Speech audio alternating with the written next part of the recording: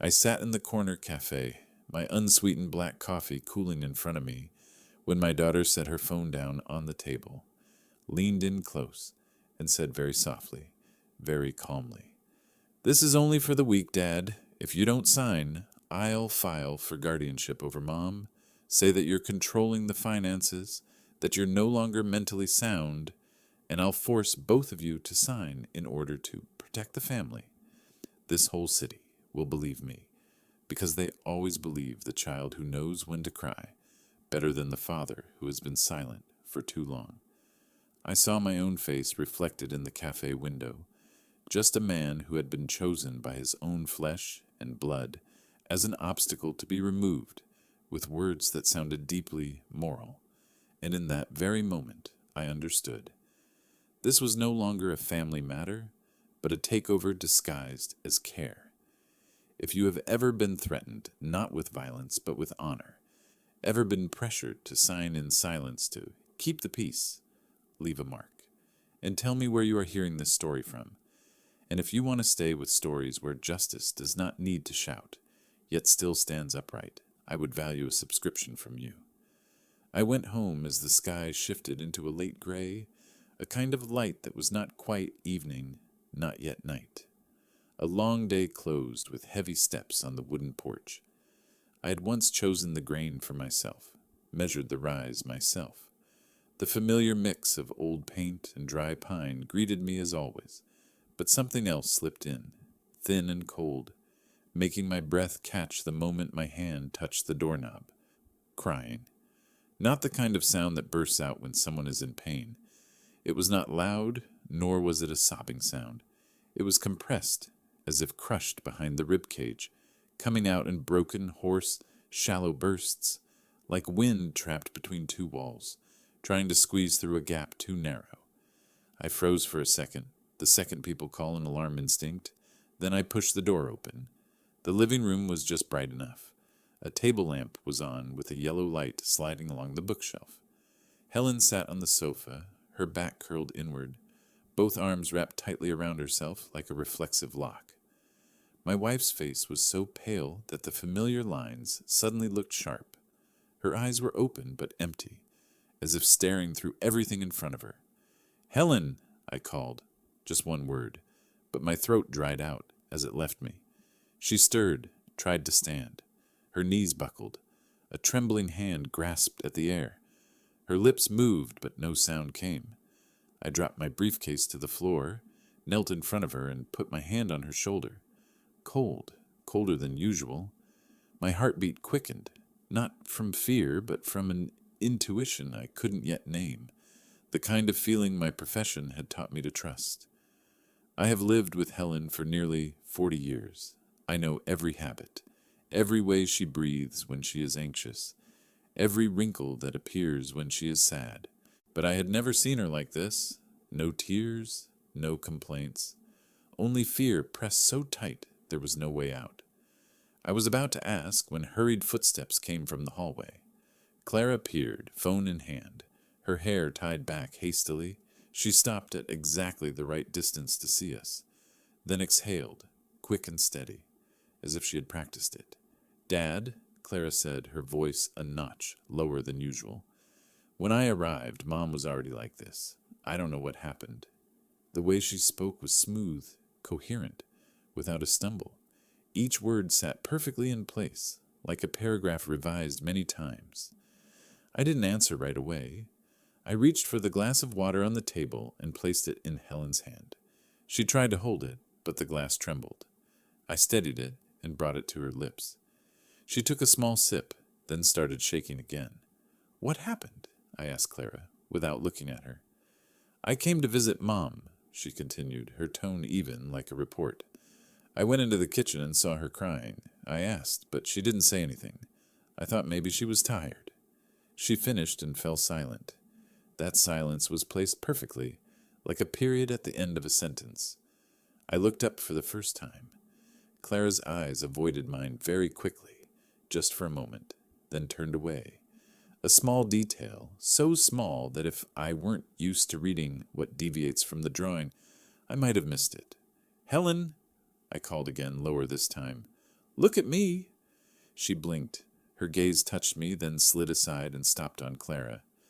Not the look of someone seeking help, but the look of someone waiting for a signal. A nod of permission. Something inside me shifted. I helped Helen lie back on the sofa and pulled a thin blanket over her shoulders. My hands automatically adjusted the pillow angle, a professional habit I could never shake. Everything has to be in proportion to stand. I placed 2 fingers on my wife's wrist and counted the pulse. Steady, but weak. When I looked up, Clara was pacing back and forth, tidying things no one had asked her to. She talked about the weather, about her drive, and about the back door needing oil. Disconnected, harmless fragments. Too harmless. You can go home and rest, I said. I'll take care of your mother. Clara stopped. I'll stay, just to be safe, she replied quickly, in case something happens. That eagerness didn't reassure me. On the contrary, it made the room feel smaller. I waited until Clara went into the bathroom. The door closed and water started running. I stood up and walked a few steps around the living room. The familiar straight lines of the house suddenly lost their certainty. The north wall, where I had once measured every millimeter so the light wouldn't be harsh, suddenly felt slightly tilted.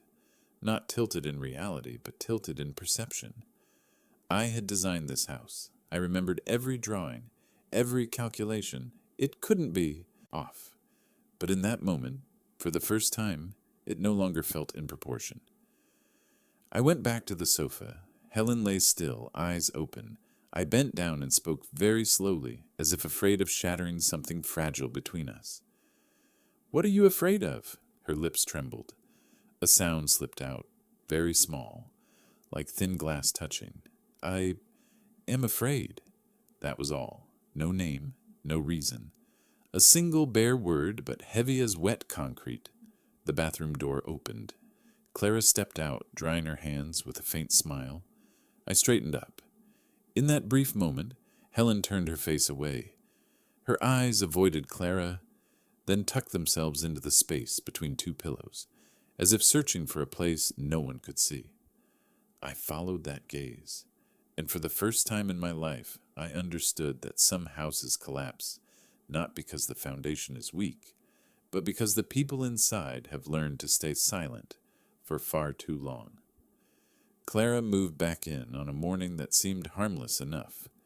Clear sky, light breeze, the small moving truck stopping at the porch, just long enough to rattle the soundproof windows I had personally selected. She said she would stay only for a short while, until she found steadier work, until things became less tangled. Helen opened the door before I could, her smile gentle and rushed, as if afraid that missing a beat might hurt our daughter's feelings. I nodded and didn't ask much. Family, after all, doesn't require a contract. The first days passed quietly. Clara cooked, took her mother to appointments, and fixed the cabinet latch that had been sticking for years.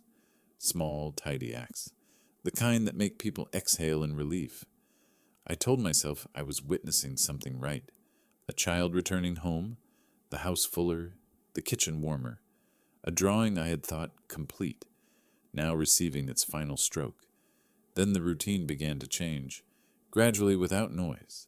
Breakfast was pushed back half an hour because Mom needs more sleep. Afternoon walks were shortened because it's windy. Appointments with the family doctor were rescheduled without notice, replaced by a neat handwritten note on the refrigerator in Clara's handwriting. I noticed after a few weeks, not out of irritation, but because my professional habits attuned me to small shifts. Every flawed blueprint begins with a very minor miscalculation. Documents were relocated, not missing, just no longer where they used to be. Property files, bank statements, insurance papers, all gathered into a brown leather folder, placed high on the shelf in the study. Clara said it was to prevent misplacement. I let it be. Centralized storage made sense to me. Helen's phone changed more slowly, but unmistakably. First, Clara reset the ringtone because the old one was too quiet. Then she muted a few app notifications so Mom wouldn't get tired. Then eventually, every time the phone vibrated, Helen looked toward Clara before answering. The glance was quick, nearly unconscious. A slight nod was enough for her to pick up. Nothing dramatic, just a new habit seeping in. I saw it all, and I chose not to name it. People say silence is consent. For me, silence then was trust. I trusted that Clara was simply overcautious, that her carefulness was a reflex after too many falls. She had fallen often. I remembered the time she came home, suitcase scraping the steps, eyes red from sleepless nights, hands shaking around a cup of tea. I had held her without asking why. So now, if she wanted to tidy a few things, what was wrong with that? Helen began to speak less, not because she was tired, but because her words were often finished before she could complete them. "Let me explain," Clara would smile, her hand resting lightly on the back of the chair. Helen would fall silent, a thin smile.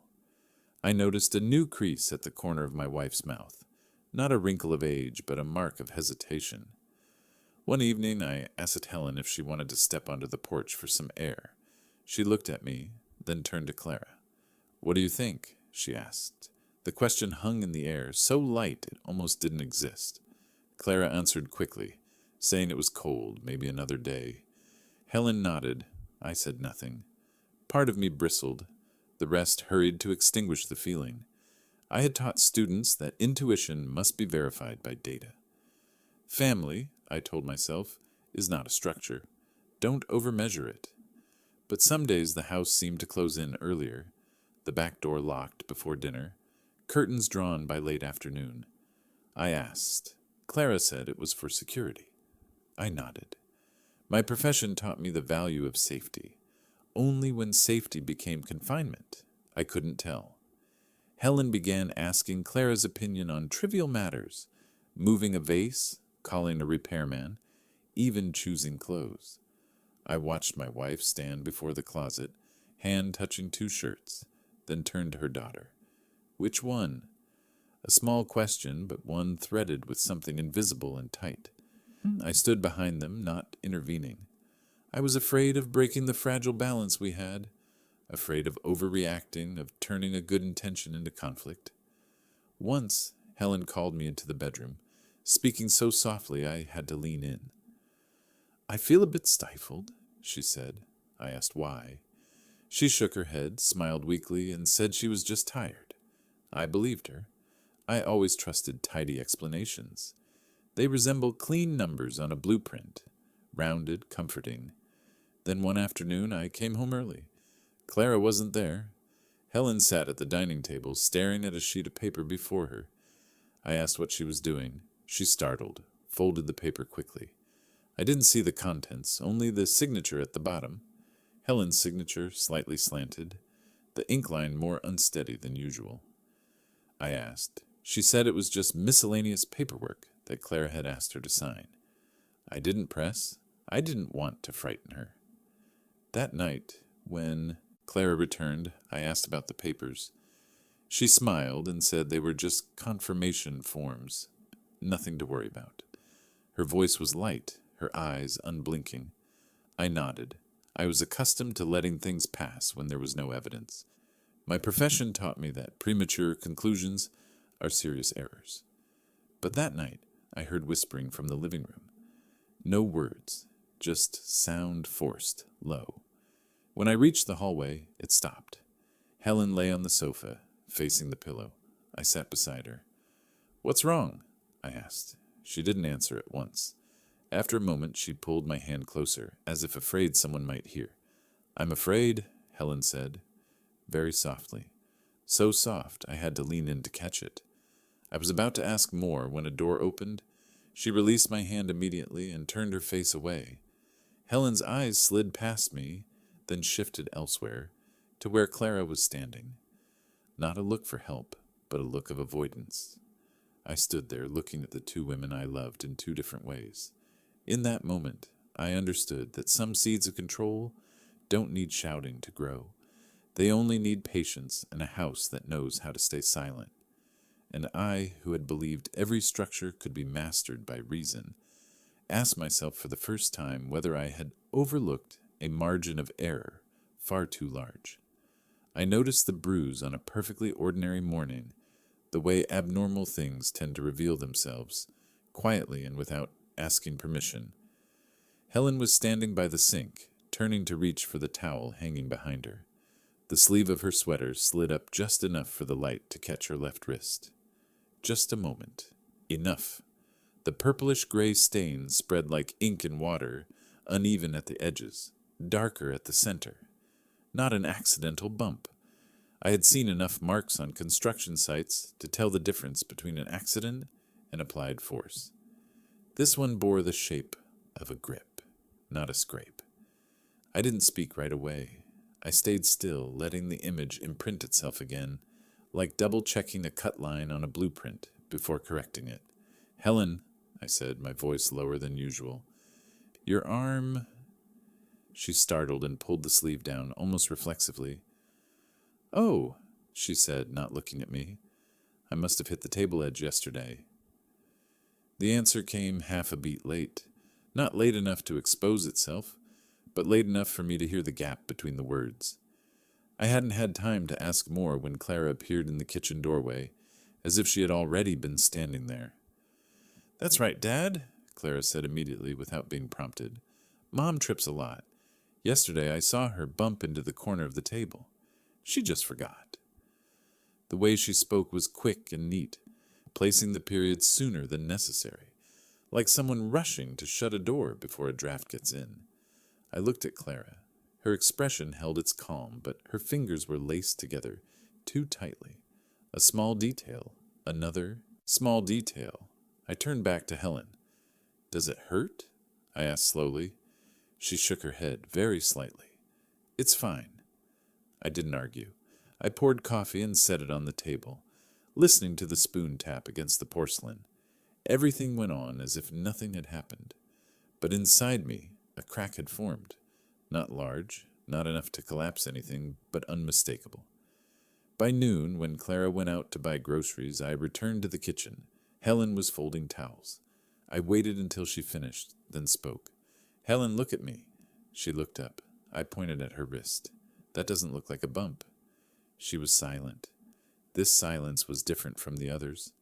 It had weight. I waited. I was used to waiting for numbers to reveal what they concealed. "I'm clumsy," she finally said, her voice small. "Don't think too much about it." I nodded, but didn't look away. "I just want to know the truth." She lowered her gaze. Her other hand lightly touched the bruise, as if checking whether it was still there. "Another time," she said. The back door clicked softly.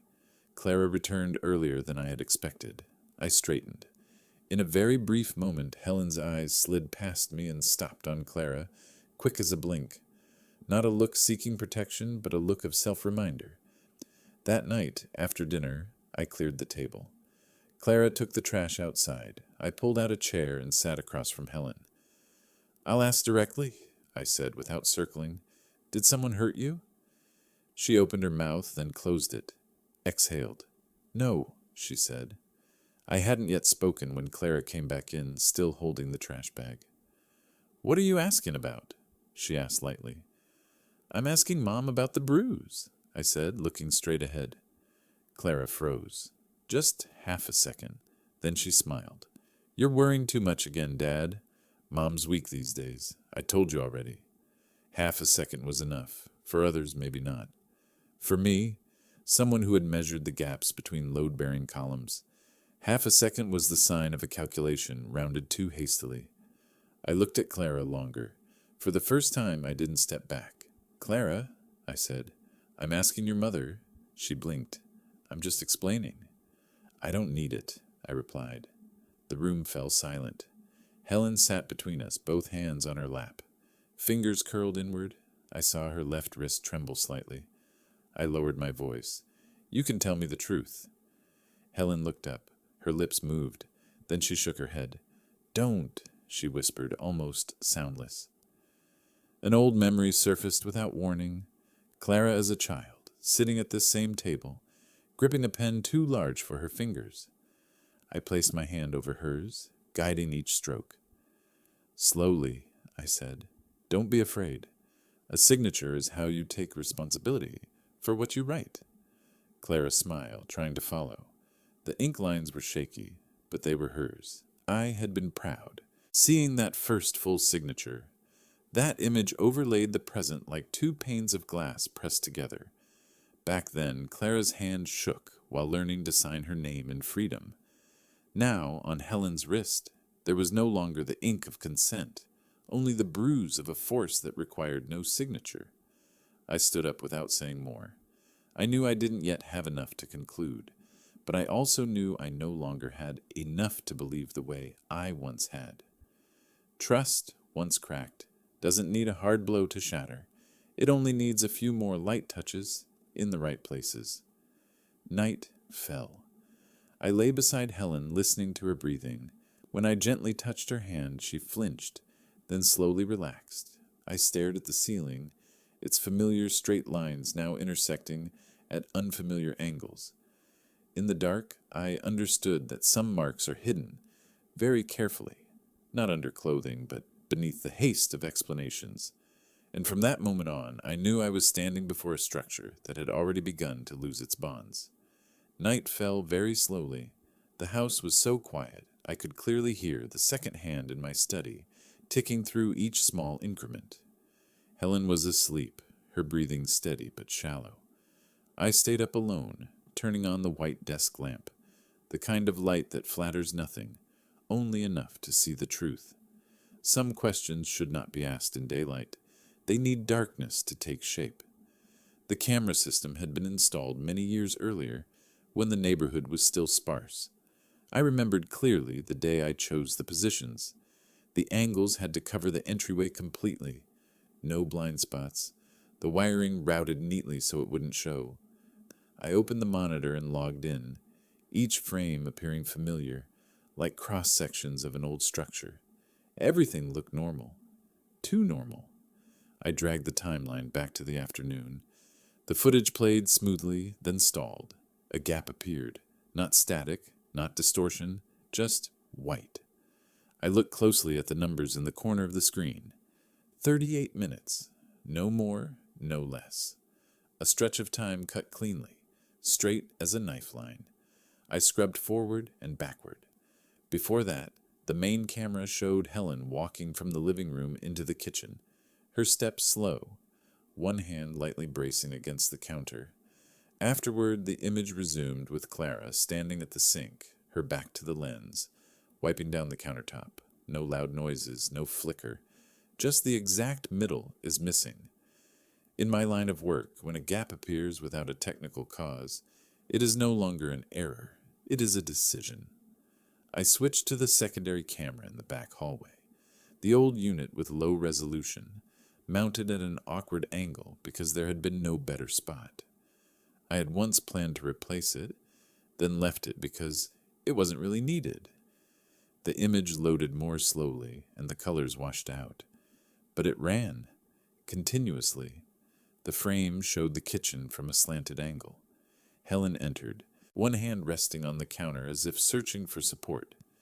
She bent down to pick up something that had fallen near her feet. Then everything happened faster than I expected.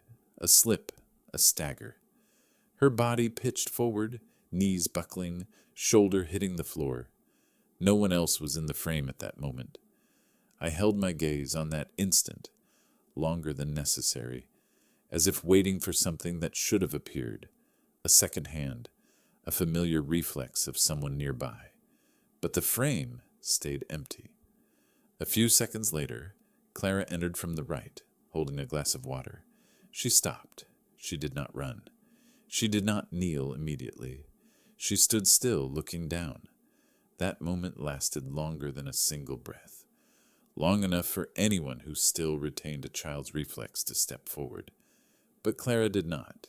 She stood there, motionless, as if weighing something unrelated to the person on the floor. Then she set the glass on the table, lifted a hand to adjust her hair, and cast a glance toward the camera.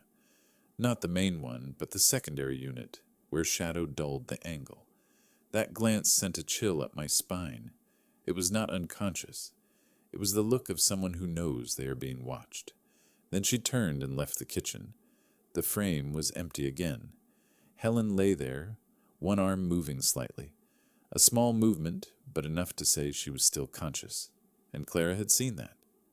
I stopped the video, not because I couldn't bear it, but because I needed to keep my mind from being dragged too far. A question surfaced without needing to be named. Why would someone see their own mother lying like that and do nothing? I rewound, slower. Every detail settled into place like layers of material, exposed during demolition. Quiet, but unmistakable. I returned to the main camera. The white gap was still there. 38 minutes, a number too neat to be accidental. In this system, only internal devices with administrative access could do that. There was a single access confirmation from an internal device at exactly that time. Someone had logged in. Someone knew precisely how much to delete, so it would be clean, tidy, unremarkable. No panic, no fumbling. A practiced motion like someone who had already decided what needed to be removed. I leaned back in my chair. In my mind appeared drawings that had never been approved, designs rejected for lacking connection. A structure can stand with one weak beam if the remaining joints compensate. But if someone deliberately removes a locking joint at the moment of load, collapse becomes only a matter of time. I did not open the bedroom door. I did not wake Helen. Truth, when still hot, breaks people easily. I inserted an empty USB drive into the computer, copied the footage from the secondary camera, labeled it with the date and time, and saved another copy to an external drive. No haste, each step in order. I had learned to work that way over a lifetime. Before shutting down the screen, I looked once more at the blank stretch. 38 minutes without images, but full of intent. No technical failure, no randomness, only absence by calculation. An accident can happen in a second, but neglect requires a choice, and erasing the trace of that neglect is a deliberate decision. I stood and walked into the hallway. The kitchen door was slightly ajar. Under the nightlight, everything looked terrifyingly normal. I placed my hand on the wall where I had once calculated the load for a hanging shelf. Cold, solid, stable. Yet some things that appear solid on the outside are being hollowed out from within. When I returned to the study, a thought was already waiting, needing no name. The deleted segment was not a failure of machinery. It was a human fingerprint. And when someone chooses to erase exactly 38 minutes, they have decided that the truth within that span is not allowed to exist. Morning arrived late, as if the house were trying to stretch the night a little longer. I brewed coffee without turning on the radio. The only sounds were the steady run of water and the faint metallic clink against the cup. Helen sat across from me, her hands resting on the table, 2 fingers tightly interlaced. Early light filtered through the curtains, just enough to reveal the fine lines around her eyes, marks not left by age but by sleeplessness. I didn't speak right away. Some questions, if asked too soon, make the other person close in on themselves. I waited until she moved first. When Helen lifted her head and her gaze slid to the left, I knew the moment had come. "I have something to tell you," she said softly, her voice thin, as if any pressure might shatter it. I nodded and did not rush her. Helen did not confess in a sudden burst. She only began to speak when the feeling of being controlled had worn her down to the point where silence took more strength than she had left. What she said came afterward, scattered and broken, not because her memory lacked continuity, but because for so long she had been taught that every sentence required permission. She said the fear had not arrived with shouting or heavy hands. It came slowly, quietly, and stayed. The day Clara moved back in, everything began with just enough care that no one could object. Medications sorted, appointments neatly posted, reminders delivered in a low voice. "Rest a little more. Let me talk to them. You don't need to worry about this." At first, it was help. Then, little by little, it became habit, and habit does not ask for consent. Helen said there were afternoons when she wanted to call old friends, but her phone had been reorganized to keep things tidy. Appointments were postponed because they were unnecessary. Conversations were cut short by a hand placed lightly on her shoulder. Very light, but enough to signal that someone was listening. "I'll explain for you," Clara would say, and Helen would fall silent, because silence felt safer. Fear was planted with sentences that never needed to be raised. "People misunderstand things. If you say that, your husband will panic. If the doctor hears this, they'll put it in your file." Each line was a small brick added to an invisible wall. Helen gradually learned to check her daughter's reaction before saying anything, not because she believed Clara was right, but because she feared the consequences of saying the wrong thing. Once, Helen asked whether she could decide a very small matter on her own. Clara smiled, not annoyed, just gently reminding her, "You forget things." From that day on, Helen began to doubt her own memory. When something is repeated long enough, it replaces the truth.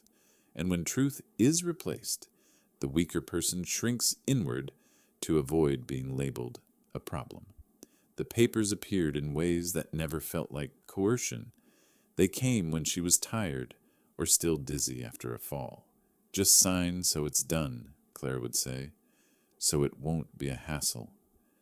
The word sign was spoken like a chore, not a decision, and Helen, who had spent her life avoiding inconvenience to others, chose the fastest way to keep things calm. Helen admitted she had thought about telling her husband, but each time the thought surfaced, another fear arrived first. Fear of making a big deal out of it, fear of being seen as exaggerating, fear of being asked questions she no longer had the strength to answer. More than that, she feared what Clara had planted, that if she spoke up, she would lose the right to remain in her own home, not by being forced out, but by being labeled no longer of sound mind.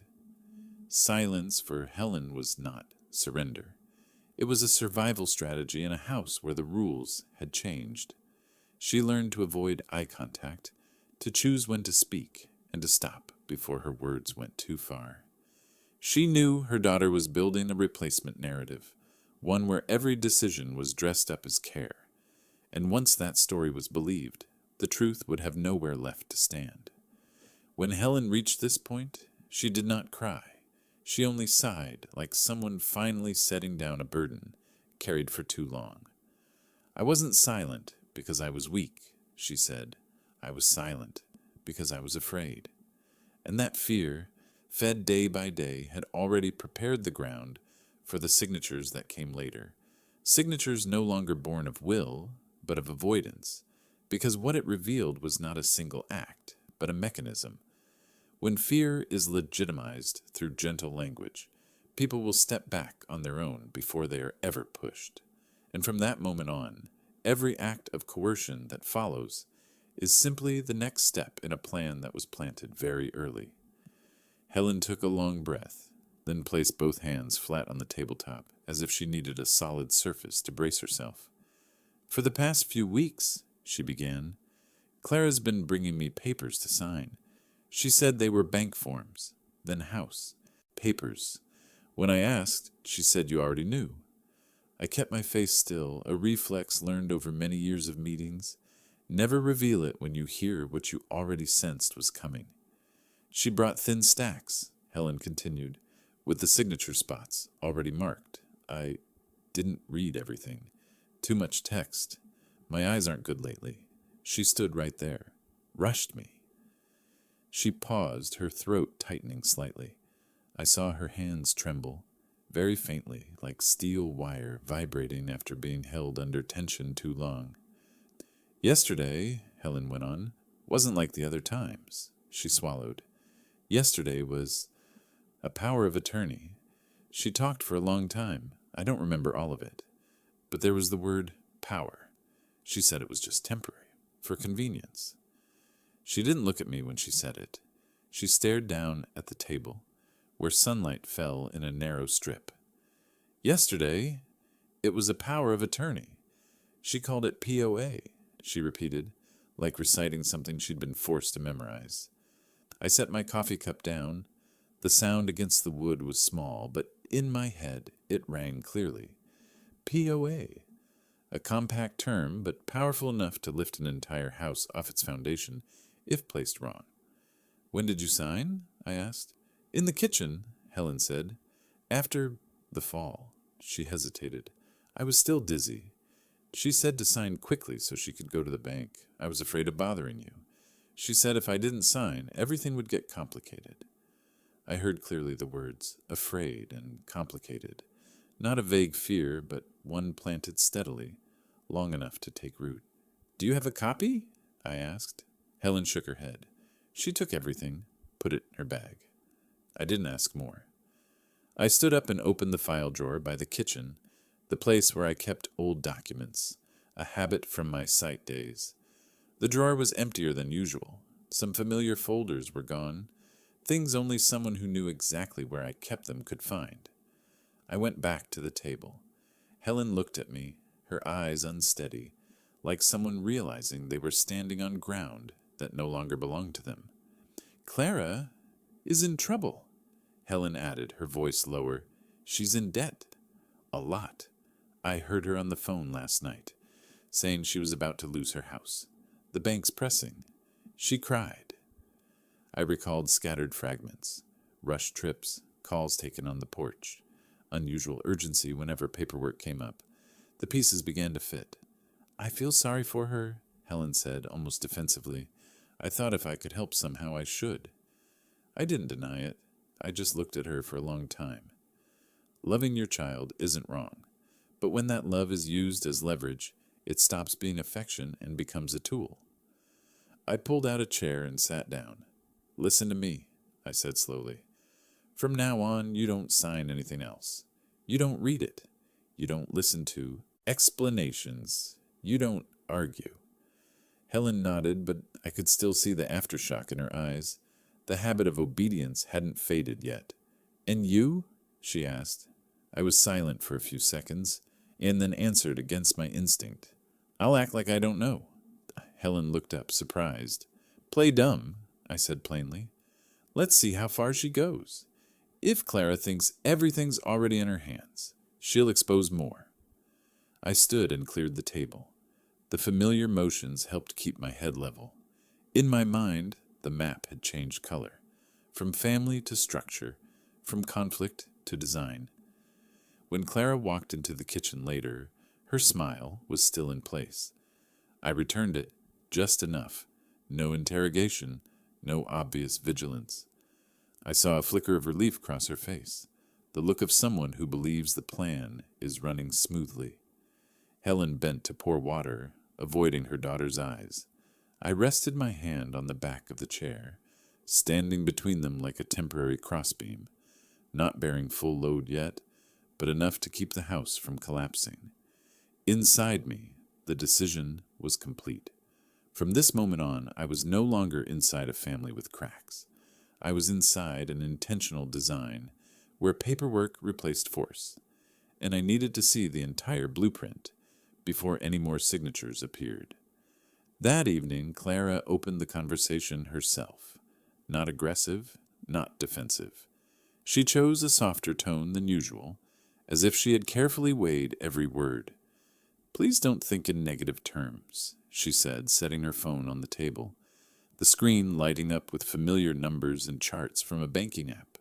I'm not doing anything behind your backs, but the situation now isn't simple anymore. Helen looked at me, then back at her daughter.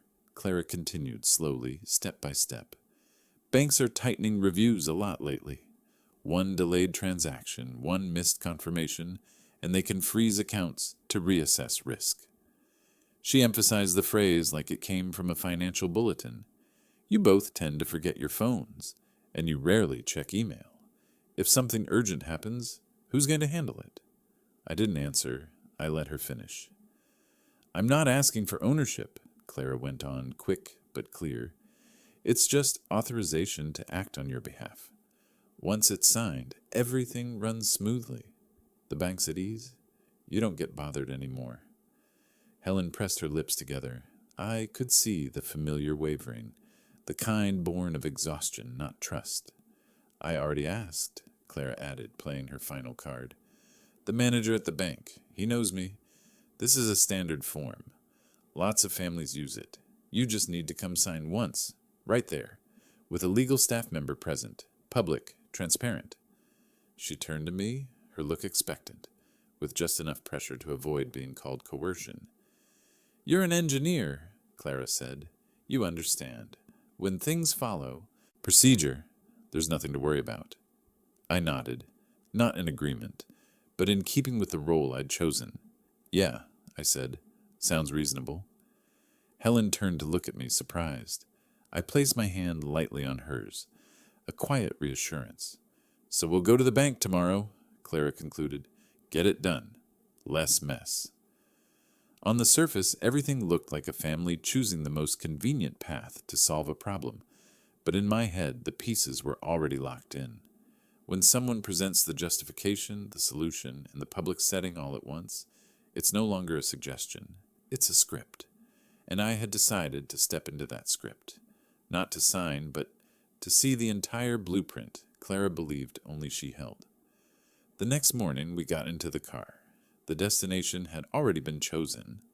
The bank sat on a familiar street corner, its facade covered in clear glass, reflecting the pale gray sky of a late morning. I had passed this place for years, but only today did I step inside with the feeling that I was crossing a line where hesitation was no longer allowed. The automatic doors opened smoothly, the kind of smoothness that makes people believe everything inside must operate just as seamlessly. Clara walked half a step ahead.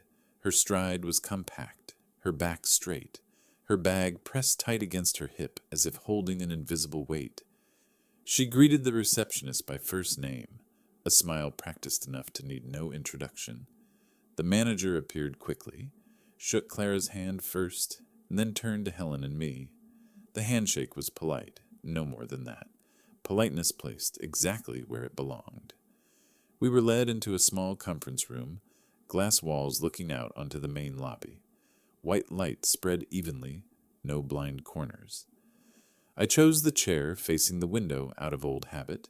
Before putting pen to paper, you must see the entire space. Helen sat beside me, hands on her lap, back slightly hunched. Clara chose the chair opposite, a distance just right for conversation without contact. The file was set on the table, thick, neat, clear plastic cover, firm binding.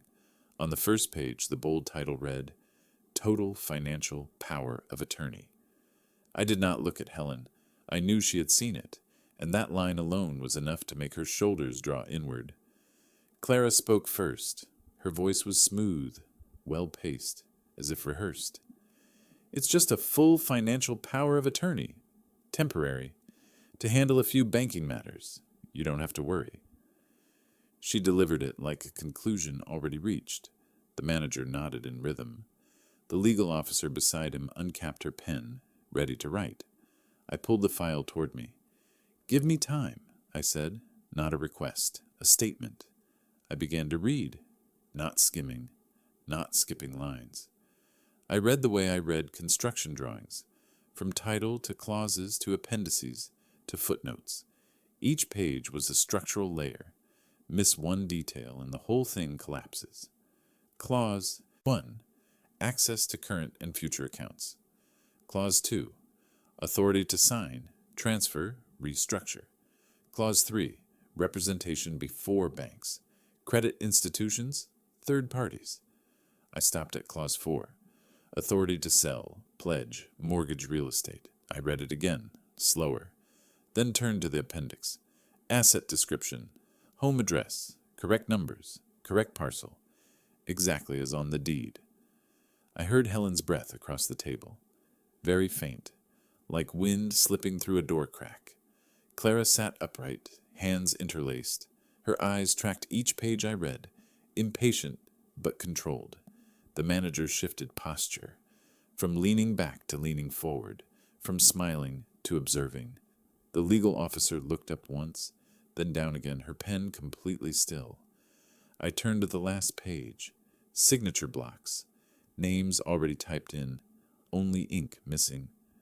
I closed the file and rested my hand on the cover, holding it there for a few seconds. The silence stretched just long enough for the glass walls to reflect every face clearly. "Is something wrong?" Clara asked. Her voice stayed soft, but rose half a tone. "Everything," I answered. I did not raise my voice. I only answered the question. The manager cleared his throat. "Sir, this is a standard form. Many families use it during transition periods." "I understand standards," I said.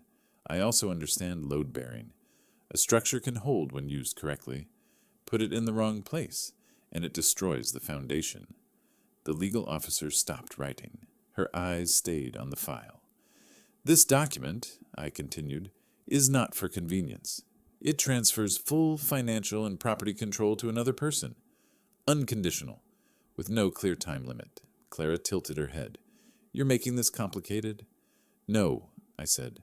"I'm calling it by its name." Helen placed her hand on the table edge. She didn't speak, but her eyes no longer avoided anyone's.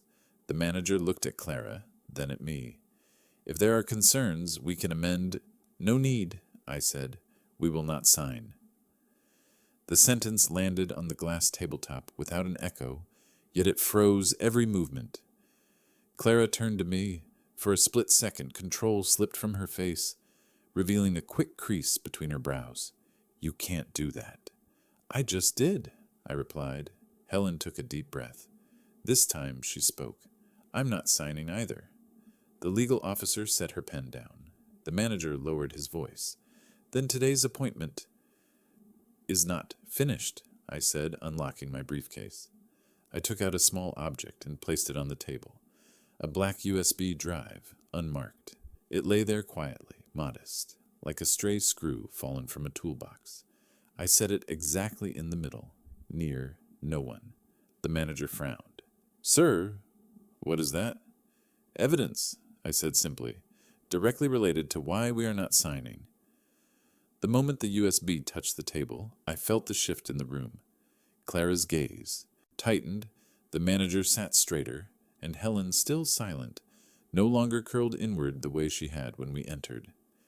"It is evidence that any signature on these documents would not be voluntary," I continued slowly, "and that there has been prior concealment." I did not plug the USB into the bank's system. I did not need to. "I am not asking for playback," I said. "I only need one thing acknowledged." Clara frowned. "Are you threatening us?" "I'm setting a boundary," I replied. "Here." The legal officer closed the file. She looked at the USB, then at me. "Given indications of potential lack of voluntariness and safety concerns for the signer," she said evenly, "and the presence of possible dispute and legal risk, we will suspend the signing session for review." She pressed the intercom on the table. "Please have security come in."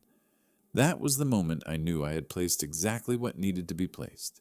No more argument, no presentation required, just forcing the process to stop under the law. Banks may be indifferent to emotion, but they are never indifferent to legal risk. And the USB, by its mere existence, had turned this signing from a family procedure into a potential compliance issue.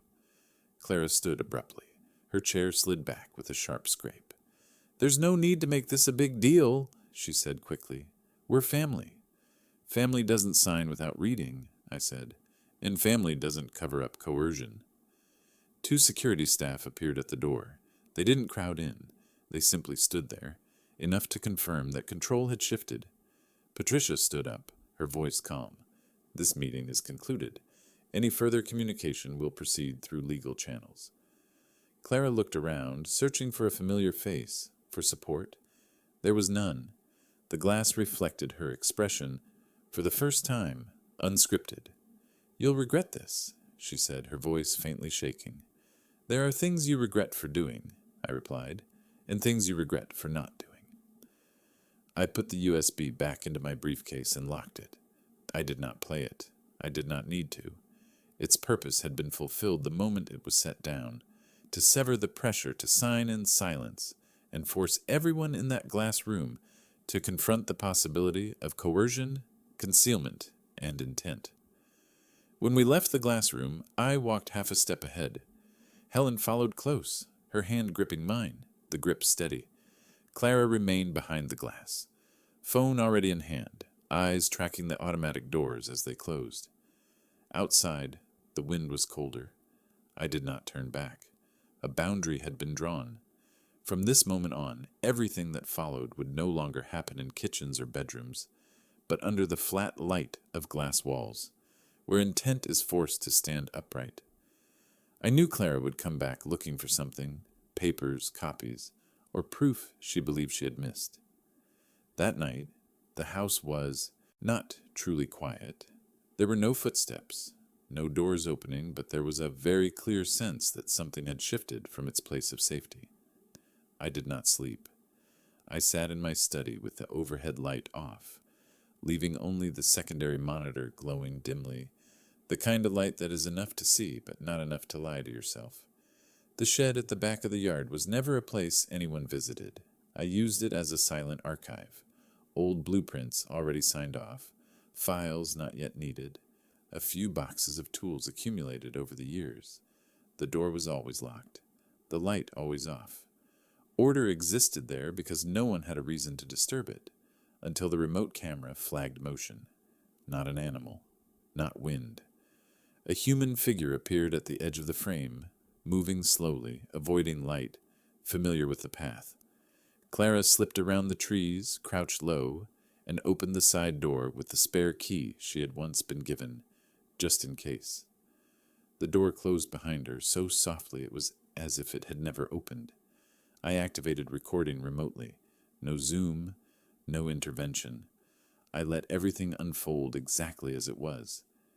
Inside the shed, the beam of a phone flashlight snapped on, sweeping urgently across the shelves. Clara searched methodically, skipping boxes with clear labels, moving to the metal case, then to the bottom drawer, the one I had never mentioned in any conversation. She stopped at a brown folder, opened it, read, turned a page, read again. Her breathing quickened, her hand tightening. Then she put the folder back where it was, shifted it a few centimeters, as if trying to erase the fact she had touched it. The flashlight went dark. The door opened. Clara left faster than she had arrived. My phone vibrated. No greeting, no preamble. The message appeared bare on the screen. "You're pushing things too far." A few seconds later, another line followed. "Stop. If not, someone will get hurt." I did not reply. I saved it. Took a screenshot, logged the time, placed the message alongside the footage I had just copied to an external drive. When words cross the line from warning to threat, they stop being emotion. They automatically become evidence. I called my lawyer. I did not tell a story.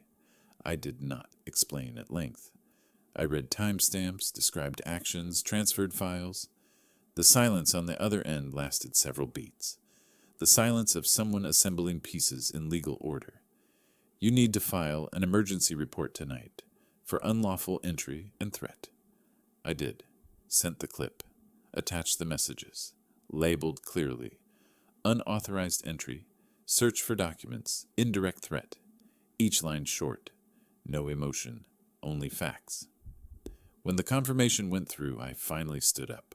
Stepped out onto the porch. The night air was cold, the smell of damp earth clinging to it. I looked toward the shed, still standing there, silent as if untouched.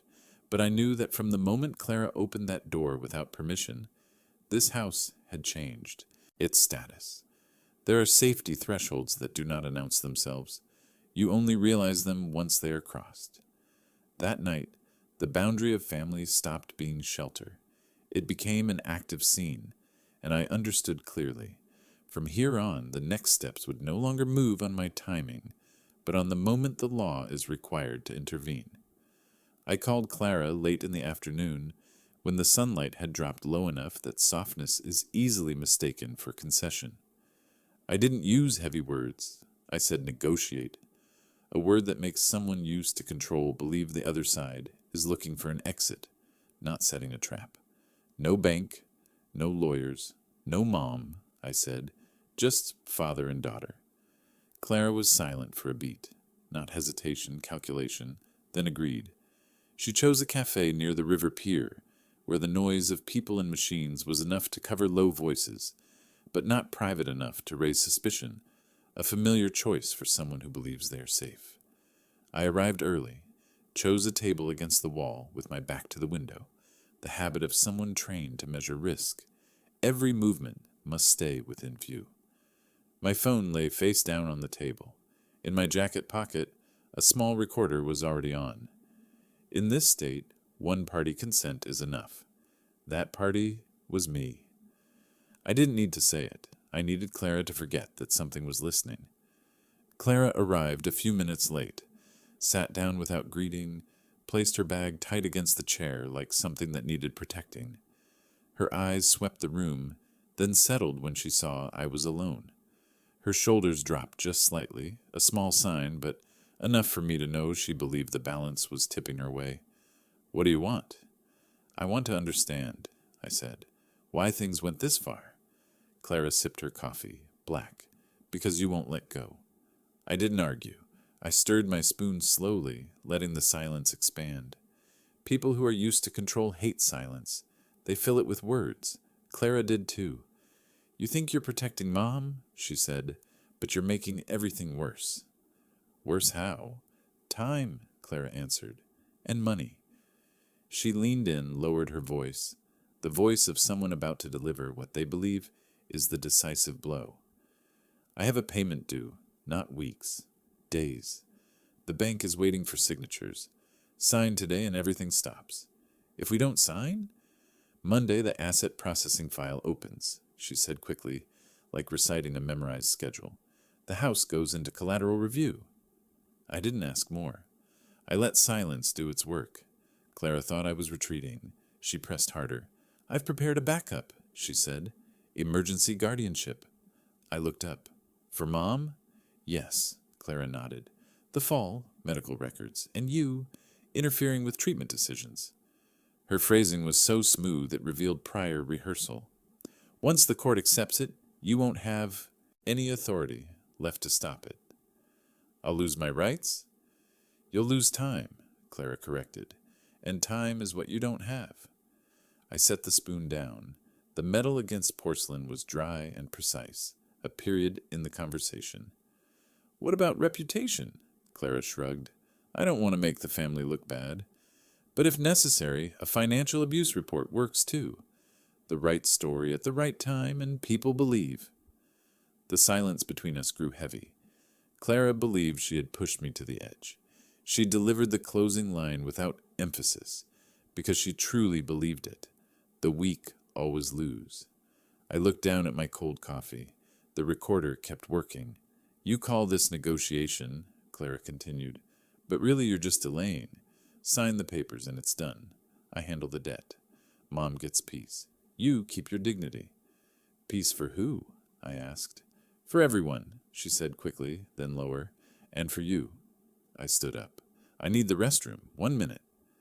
Clara nodded, her eyes already back on her phone, the nod of someone who believes the hand is over, only waiting for the other side to sign.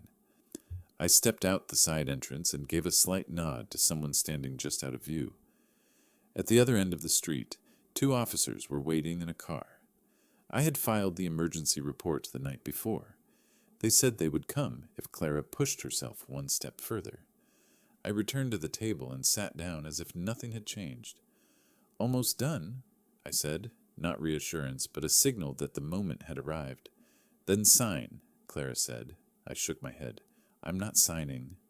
Clara clenched her jaw. You're going to make Mom suffer. No, I said. I'm letting the truth speak. The 2 officers entered. One identified himself. The other read the order. Clara's chair jolted back, her glass trembling slightly. What is this? She asked, her voice breaking. A confession, I said. I didn't set you up. You said enough. As they escorted her out, Clara's eyes swept across the table. The coffee cup, the silent phone.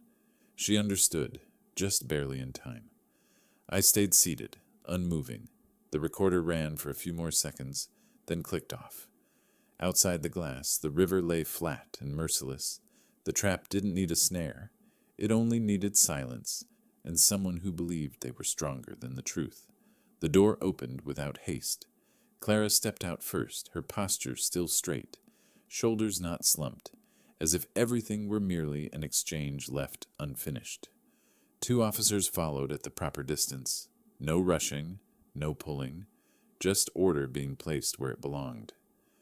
Streetlights cast their glow onto the river, reflecting off the line of parked cars along the curb. The light was cold and flat, offering no concealment.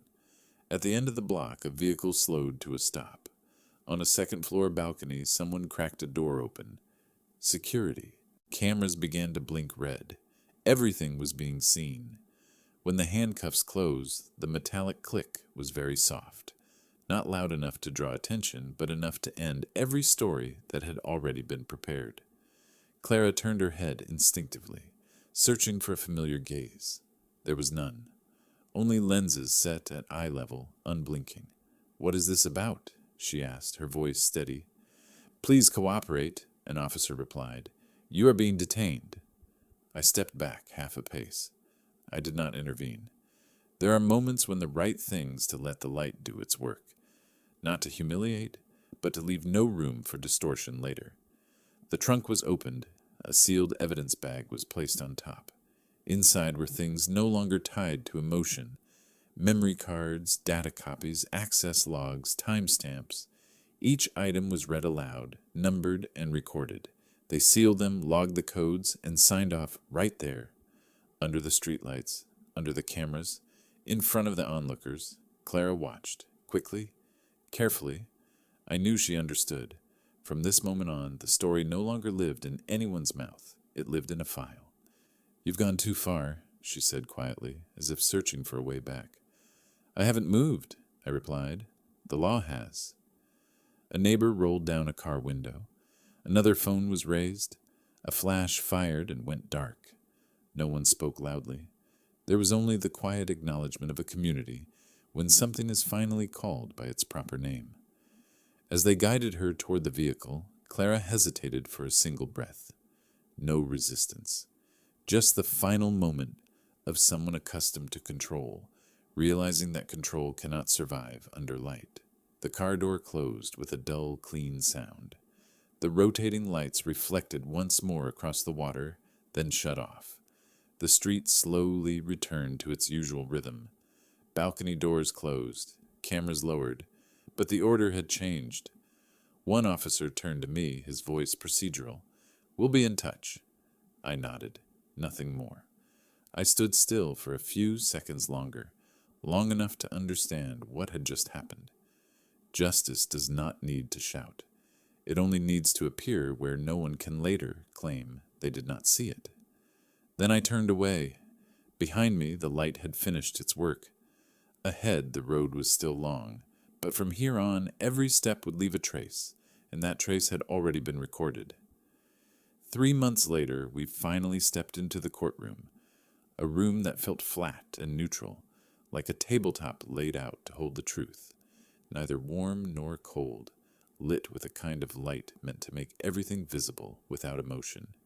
Here no one was called dad, mom, or daughter, only full legal names, dates of birth, and pre-assigned seats. Helen sat beside me, her hands resting one over the other, not clenched, just lightly stacked, and I could feel the faint tremor in her, like a wire that had been stretched for years and still hadn't fully relaxed. Across from us, Clara sat upright, eyes fixed forward, her face carefully trained into calm. The prosecutor stood, did not strike the table or raise his voice, and spoke slowly and clearly, each word placed precisely. They requested to present visual evidence related to acts of coercion and undue influence in the signing of a financial power of attorney. Before the screen lit up, the judge required verification of the data source, and the prosecutor answered succinctly that the footage did not come from the main home camera system, which had been deliberately wiped during a defined time window, but from an old secondary camera in the rear hallway. an independent device not connected to the central controller, with the data backed up that same night, sealed according to procedure, and an unbroken chain of custody confirmed. The judge nodded and the screen turned on with no opening sound, no music, no effects, just raw images from a skewed angle, uneven lighting, low resolution but clear enough that no one could say they did not see. One figure entered the frame slowly, another blocked the path, the distance between them closed, an arm extended to bar the way, a wrist held, not violently but firmly enough to prevent withdrawal, a sheet of paper pushed to the edge of the table, a pen placed into a hand already closing, the gesture repeated, and there was no audio. But none was needed because coercion, when visible, requires no explanation. No one in the courtroom moved. There was no whispering, because what was shown was not an explosive moment, but something far more dangerous, a quiet act in which a weaker person was forced to do what they did not want, simply because there was no space left to escape.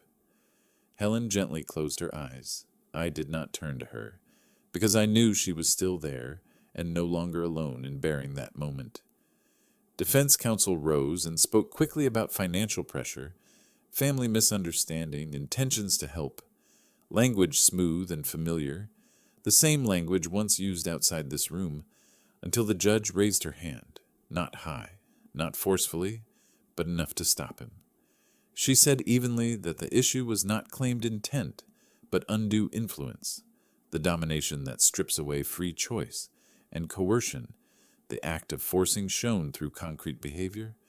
And as she looked down and slowly turned a page in the file, she stated that in this context, the signature did not reflect will, but pressure. She looked up and declared that all power of attorney documents involved were void due to having been formed under coercion. In that moment, Clara turned her head for the first time since the hearing began, her eyes meeting Helen's, with no challenge left, no control, only an emptiness, as if something inside had collapsed. The judge continued that the defendant would be remanded into custody pending trial, due to risk of continued harm and potential interference with evidence, and the gavel came down, not loud, but final. Court officers stepped forward, the handcuffs closing softly, metal touching skin with no resistance, no tears, only the white light shining straight on, allowing no concealment. I placed my hand on Helen's back as she stood, her posture straighter than when we entered, not because we had won, but because a final weight had been set down where it belonged. When we left the courtroom, I did not look back. Some doors do not need to be watched as they close, because the justice in that room did not name family. It named behavior, and today that behavior had been placed under the light where it could no longer hide. Spring arrived late, without noise, only the light shifting its angle and settling more slowly on the windowsill. Helen began therapy on Tuesday mornings in a small room with a low window and the faint scent of herbal tea, where no one asked her to retell everything at once, where they taught her how to breathe before remembering, how to stop before trembling, with very small exercises, feet on the floor, naming objects in the room, fixing her gaze on a single point. And each time, a fragment of fear left her without a sound. I drove her there and then left, waiting at the café across the street, not reading the paper, watching people pass and thinking about structures that had stood only because someone fixed each small crack in time. And when Helen came out, her shoulders no longer drew inward, her smile not yet complete, but real. She spoke little, and I did not ask much, and we relearned the rhythm of living, slow and clear. The old house was listed one thin sun afternoon, and I emptied each cabinet without hurry, finding yellowed blueprints and measuring tools worn smooth by use, keeping the wooden ruler and letting the rest go, not out of resentment, but because a structure that has completed its task should make room for another. And on the day I signed the transfer papers, my hand was steady, without shaking or regret, because I knew I was dismantling a joint that had long since failed. We moved to a smaller house on the edge of town where morning light poured through an east-facing window. I mounted low shelves so Helen could reach without stretching. She planted mint in a few pots, and the green scent spread through the kitchen. And in the evenings we cooked together without needing many words, with new silences that were not forced and not waiting to explode, only silences safe enough to breathe. Clara served her sentence, the news brief and spare, and I did not look further or write letters or wait for apologies, because a sentence is not meant to compensate, but to draw a boundary, and the rest belongs to each person and the nights they must face themselves. And I learned not to carry the question of if only, which in construction only distorts the drawing.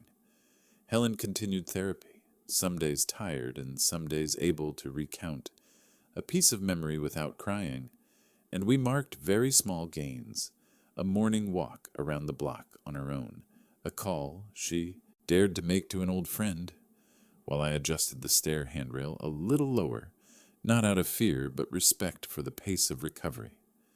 One afternoon Helen stood by the window, watching tree shadows spill across the tile, and said she no longer feared the sound of a locking door, and I nodded because I knew that feeling when an alarm system is properly removed and a house no longer needs constant vigilance. I returned to the drafting studio not to build anew, but to revise old plans for others, teaching a small class about load paths, joints, and never underestimating quiet forces. And when students asked the most important thing in a structure, I said, it is the honesty of the structure, because if it tells the truth about what it can bear, it will stand. On a rainy evening, Helen brewed tea and set 2 cups on the table, and we sat facing each other without bright lights, her smile this time complete, and I realized the new house had finished its hardest work. Not the roof or walls, but the feeling of being in the right place. Before sleep, I checked the doors, not from worry, but because an old habit had been put back in its proper drawer, and I turned off the light and stood a second in the dark, listening to the rain keep a steady rhythm, with no gaps to hide and no segment erased, everything upright. I thought about what I had finally learned, that some structures collapse in storms and some collapse under prolonged silence, and people often confuse the two, but I no longer do. Some stories do not end with applause, but with the people inside finally able to take a full breath. And this house was not rebuilt with new bricks or prettier drawings, but with boundaries in the right places and truth set under light. And if you have ever seen someone forced into silence to keep the peace, or seen a roof standing still while the inside had already cracked, then you may understand why this story needs to be told to the last line. And if you are listening this far, leave a mark and tell me where you are listening from. I read every small sign the way I read houses that once stood. And if you want to continue with stories where justice does not need to shout, yet still stands upright, I would value a subscription from you.